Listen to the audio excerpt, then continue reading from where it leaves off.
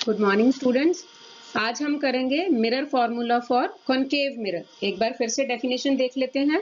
Mirror formula is the relation between focal length of the mirror and the distances of object and image from the mirror. Object का distance, image का distance और focal length, इन तीनों को हम जिस formula के साथ relate कर सकते हैं वो है हमारा मिरर फॉर्मूला। और जो कॉन्केव मिरर है उस केस में जो इमेजेस हैं वो रियल भी हो सकती हैं और वर्चुअल भी हो सकती हैं। डिपेंड करता है कि हमने ऑब्जेक्ट को कहां पर रखा है। इमेज में भी रियल और virtual, it depends on the position of the object. तो हम पहले केस डिस्कस करेंगे रियल इमेज का। When the object is held in front of the concave mirror beyond principal focus of the mirror, image formed is real. जब हम किसी भी object को कॉन्केव मिरर के आगे रखते हैं लेकिन वो जो ऑब्जेक्ट है वो प्रिंसिपल फोकस के बियॉन्ड हो, मतलब उससे दूर हो, तो इमेज बनेगी रियल। और जो हमारे पास यहाँ पर डायग्राम है वहां पर देखिए ए बी वो है ऑब्जेक्ट जिसे हमने प्रिंसिपल एक्सिस के ऊपर परपेंडिकुलर रखा है, और जो P है वो पोल पॉइंट है, F प्रिंसिपल फोकस, C जो है वो है हमारा सेंटर ऑफ कर्वेचर, और अपर्चर मिरर का हम लेंगे स्मॉल। जो PF है वो होगी हमारी फोकल लेंथ, डिनोट करेंगे स्मॉल f के साथ। PC जो होगा वो होगा हमारा रेडियस ऑफ कर्वेचर और उसे डिनोट करेंगे हम कैपिटल R के साथ। AB ऑब्जेक्ट को देखिए, जो फर्स्ट रे जा रही है पैरेलल है प्रिंसिपल एक्सिस के साथ, वो स्ट्राइक करेगी D पॉइंट के ऊपर और उसके बाद रिफ्लेक्ट होगी, और रिफ्लेक्ट होने के बाद वो पास होगी F पॉइंट में से। और जो सेकंड रे है वो पोल के ऊपर स्ट्राइक कर रही है और वो भी रिफ्लेक्ट हो गई है डाउनवर्ड डायरेक्शन में। जो थर्ड रे है जो C में से पास होगी वो C में से ही रिफ्लेक्ट होकर वापस जाएगी। तो ये तीनों रेज जिस पॉइंट के ऊपर क्रॉस कर रही हैं, एक दूसरे को मीट कर रही हैं, उसे हमने मार्क कर लिया A डैश। और वहां से जो प्रिंसिपल एक्सिस के ऊपर परपेंडिकुलर हमने ड्रॉ किया तो वो बन गई हमारे पास B डैश पॉइंट आ गया और वो बन गई image. A dash B dash is the image. और यहाँ पर हम सबसे पहले, जैसा हमने बेटे पहले मिरर फॉर्मूला जो किया था कॉन्वेक्स मिरर वाला, वहां भी हमने ट्रायंगल्स लिए थे, तो यहाँ भी प्रोसीजर सारा सेम है। हम ट्रायंगल्स कंसीडर करेंगे ABC और A dash B dash C, ये दोनों ट्रायंगल्स सिमिलर हैं। तो सिमिलरली हम यहाँ पर रेशो लेंगे जैसे हमने पहले कॉन्वेक्स मिरर के केस में किया था, AB upon A dash B dash, और ये वैल्यूज हमारे पास इक्वल आ जाएंगी CB अपॉन CB डैश, और ये है हमारी फर्स्ट इक्वेशन। उसके बाद हमने ट्रायंगल्स कंसीडर किए हैं ABP और A dash B dash P, और यहाँ भी हमने रेशो लिए हैं AB upon A dash B dash equals to PB upon PB dash, और ये है हमारी सेकेंड इक्वेशन। तो जब हम फर्स्ट इक्वेशन और सेकेंड इक्वेशन को कंपेयर करते हैं तो लेफ्ट हैंड साइड इक्वल होने के कारण जो राइट हैंड साइड वैल्यूज हैं वो इक्वल आ गई। तो हमारे पास इक्वेशन बन गई CB अपॉन CB dash equals to PB upon PB dash, and this is the equation number 3। और हमने सारे डिस्टेंसेस मेजर करने हैं पोल से, तो हम जो सारे हमारे पास डिस्टेंसेस राइट हैंड साइड पर हैं वो तो ऑलरेडी पोल में से ही हैं, लेकिन जो हमारे पास लेफ्ट हैंड साइड पर डिस्टेंसेस हैं वो हमें P की वैल्यू में कन्वर्ट करने होंगे। तो जो CB है उसे हम लिखेंगे PB माइनस PC, और जो CB डैश है उसे हम लिखेंगे PC माइनस PB डैश। तो जो इक्वेशन थर्ड है वो क्या बन गई, PB minus PC upon PC minus PB dash equals to PB upon PB dash, और ये है हमारी इक्वेशन फोर्थ। अब आगे हम यूज करेंगे साइन कन्वेंशंस। सबसे पहले देखिए जो PB है वो है हमारे पास डिस्टेंस ऑफ ऑब्जेक्ट, डिनोट करते हैं हम उसे U के साथ, और ये वैल्यू है हमारे पास इंसिडेंट रे की ऑपोजिट डायरेक्शन में, तो ये वैल्यू होगी हमारे पास माइनस की।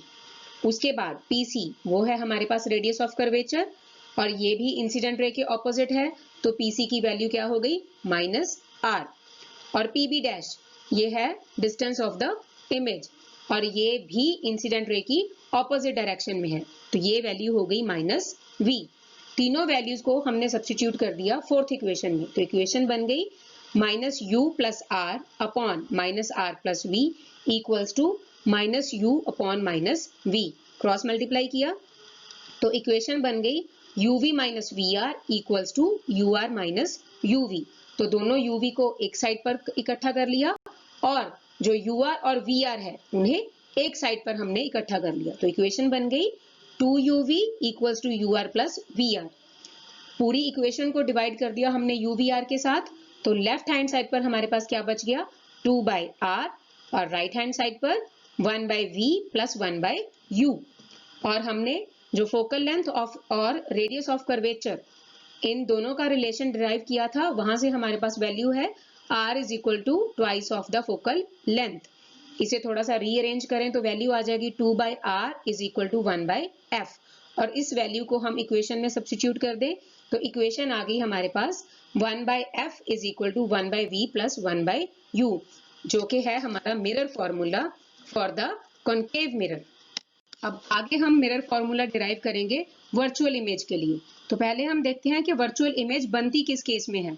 When the object is held in front of concave mirror between the pole and principal focus of the mirror, image formed is virtual and erect and magnified। जब हम object को पोल और प्रिंसिपल फोकस के बीच में रखेंगे तो जो इमेज बनेगी वो वर्चुअल होगी, इरेक्ट होगी और मैग्नीफाइड। मैग्नीफाइड का क्या मतलब है कि उसका साइज जो है वो ऑब्जेक्ट से काफी बड़ा होगा। ए बी यहाँ पर हमारे पास क्या है, ऑब्जेक्ट है। बाकी सारे पॉइंट्स वही हैं। पी हमारे पास पोल है, जो सी है वो सेंटर ऑफ कर्वेचर है, ए बी है जो हमारे पास वो ऑब्जेक्ट है। और यहाँ पर भी हम ध्यान से देखिए वही जो रे डायग्राम जो हमने बनानी है, जो हमारे पास एक छोटी सी रे आपको नजर आ रही होगी जो कि पैरेलल है प्रिंसिपल एक्सिस के, वो पैरेलल जा रही है और मिरर को स्ट्राइक करने के बाद वो किस में से पास हो रही है, एफ पॉइंट में से। और जब हमने उसे बैक प्रोड्यूस किया है तो हम उसे मिरर के ऑपोजिट डायरेक्शन में बैक प्रोड्यूस करके ले गए हैं। जो ए पॉइंट से सेंटर ऑफ कर्वेचर में से पास हो रही है रे, वो हमारे पास रिफ्लेक्ट होने के बाद उसी डायरेक्शन में वापस जाएगी और उसे भी हम बैक प्रोड्यूस करेंगे। जो हमारे पास रे ए पॉइंट में से आएगी और पोल को स्ट्राइक करेगी और वो रिफ्लेक्ट होने के बाद वापस जाएगी उसी डायरेक्शन में, उसे भी हम बैक प्रोड्यूस करेंगे। जो बैक प्रोड्यूस की है हमने रेज, उन तीनों को हमने डॉटेड लाइन में शो किया है। ये तीनों रेज जो है वो एक पॉइंट के ऊपर मिल रही है और उसे हमने नाम दे दिया है ए डैश, और वहां से हमने एक परपेंडिकुलर ड्रॉ कर लिया है जो कि है बी डैश, और ए डैश बी डैश हमारे पास बन गई इमेज। और यहाँ पर हम ट्राइंगल्स कंसिडर करेंगे ए बी सी और ए dash B dash C.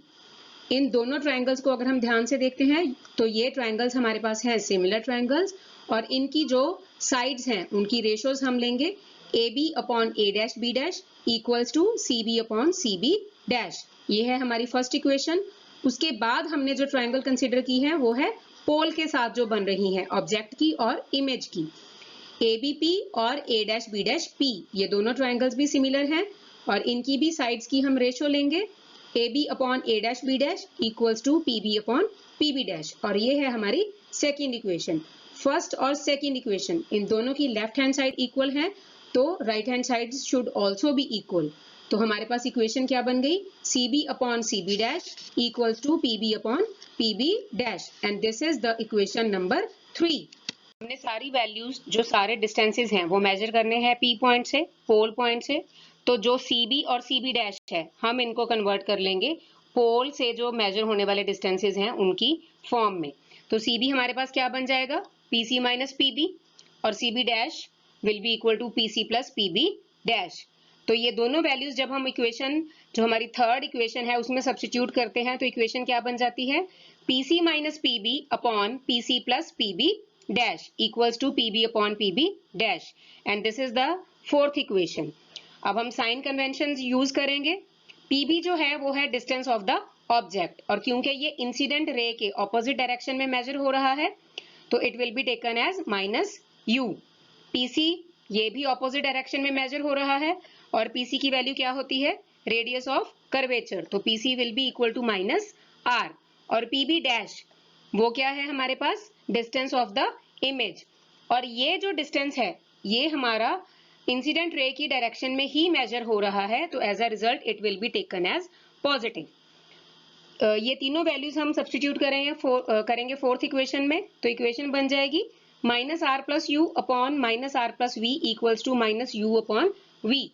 Cross multiply करते हैं और उसके बाद यूवी टर्म्स को एक साइड पर हम ले जाते हैं और जो टर्म्स ur और vr है उसे हम एक साइड पर इकट्ठा कर लेते हैं। तो फाइनल इक्वेशन हमारे पास बन रही है 2uv equals to ur plus vr। इस पूरी इक्वेशन को हम डिवाइड करते हैं uvr इस प्रोडक्ट के साथ, तो हमारे पास इक्वेशन क्या बनेगी 2/r equals to 1/v plus 1/u। और जो हमने इससे पहले रिलेशन डिराइव किया था r और f रेडियस ऑफ कर्वेचर और फोकल लेंथ के बीच में, तो हमारे पास क्या वैल्यू आई थी वहां से r is equal to 2f।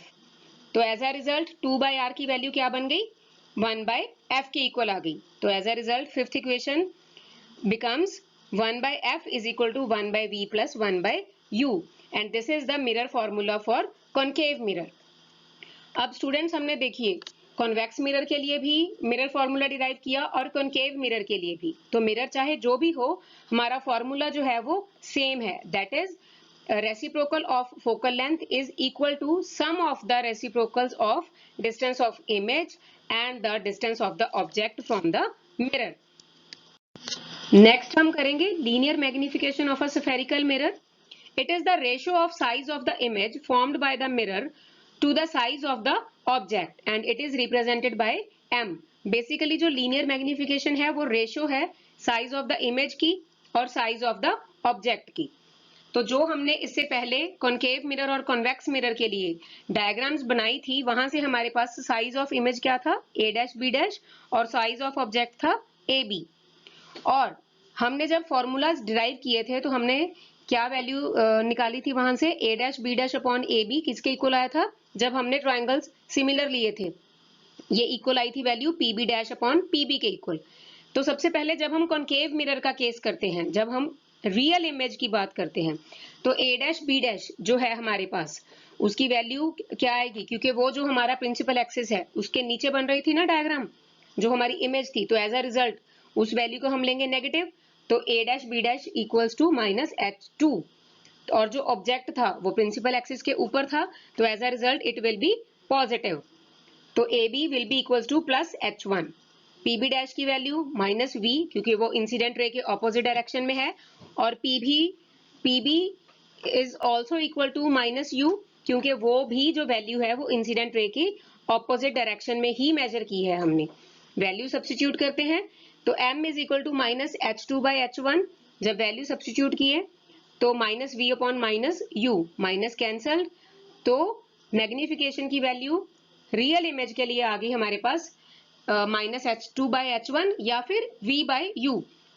बेटा यहाँ पर आपने क्या चीज देखनी है, जो हमने साइन लेना है कि मैग्निफिकेशन की वैल्यू नेगेटिव है या पॉजिटिव, वो हमने v और u इस फॉर्मूला से नहीं लेना, वो बेसिकली हमने जो डेफिनेशन है मैग्निफिकेशन की उसी से कैलकुलेट करनी है।